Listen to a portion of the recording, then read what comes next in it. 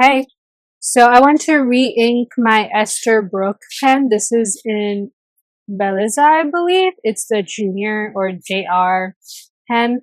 I also have it in fine. So far, I've inked it a couple times with two inks. So I've inked it with the Herbin Sapphire, and I've also inked it with Iroshizuku Asagao.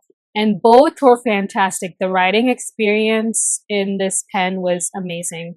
So this time I want to keep the blue theme going, but I really want to match the body of this pen, which is a stunning blue, and then we have some yellow green. It reminds me of Brazil's flag, which I think that's what it was inspired by. So I'm going to use this Riviere de Lune that I recently got from Cult Pens. And here's the swatch on Tome River, and then we also have it on this regalia paper that I have. It's like a stunning deep navy blue with silver shimmer in it.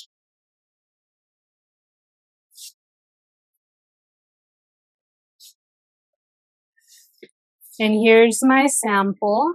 This bottle is great in that it's an eyedropper bottle, so you can directly use it to fill in to the converter.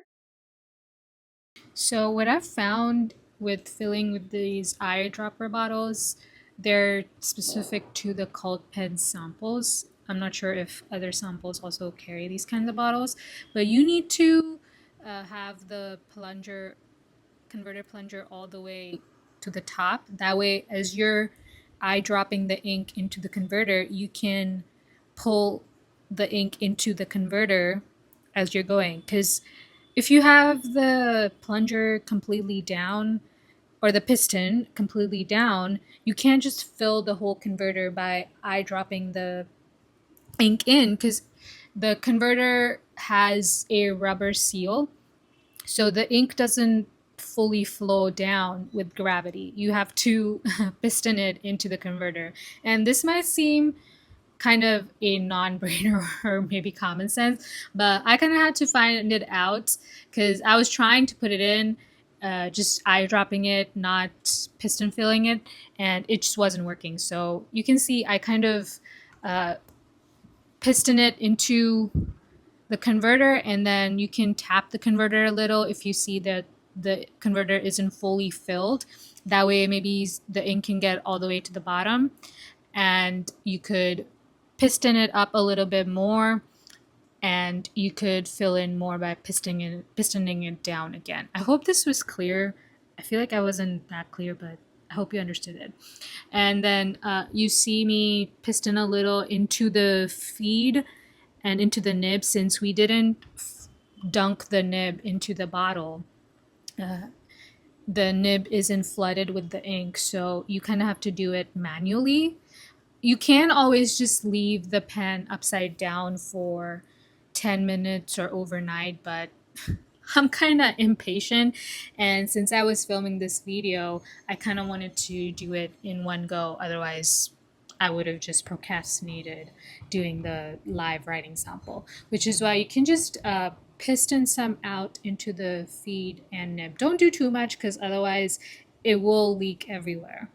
Especially this Esterbrook pen, it is a wet, gushing pen, and not in a bad way. It's perfect for me. I love this pen so much. This was my first expensive pen, because I had the Platinum Plaisir and Kakuno, but this one was a expensive pen, and it was such a good pen. It's, first of all, it's just beautiful to look at, and the writing experience is amazing. It writes like a fine. It's not too broad. um, it is a western fine, but it isn't like the Kavekos or Lamy Safari, where sometimes the fine writes like a medium or even a broad. No, this fine writes as a fine nib. It's just it writes nice and wet, and it has a nice smooth flow to it. So far, I've had two mostly wet inks. Asagao is a good flowing ink. This Riviera de Lune, since it has some shimmer to it, is it has a nice smooth flow, but it's not a wet ink. But in this pen, you can see the sample. It's flowing smoothly and it is just gliding on paper. And this is a Muji paper, so it isn't coated as the Tome River paper is, where sometimes the pen can slip all over the page and it doesn't dry fast. But Muji is good, and this pen is good where it doesn't just gush out ink onto the paper. It has a nice smooth flow to it, and it gives the ink time to dry. It doesn't have the ink just sitting wet on paper. All the inks I have in this pen so far have dried in a proper normal time. Even the Riviere de Lune is drying well. It's not just staying wet on paper and smudging all over. Because it does have a 30-second dry time, but on Muji, it didn't smudge and it dried in a good amount of time. I would say 20 seconds. Maybe in Tome River, it'll probably be 35 seconds, but so far it's been well behaved, both of them. The pairing is amazing. I wish I had this ink in a 30 ml bottle because I feel like I'm going to run out of the 10 ml, but we'll see. A great experience as the other two.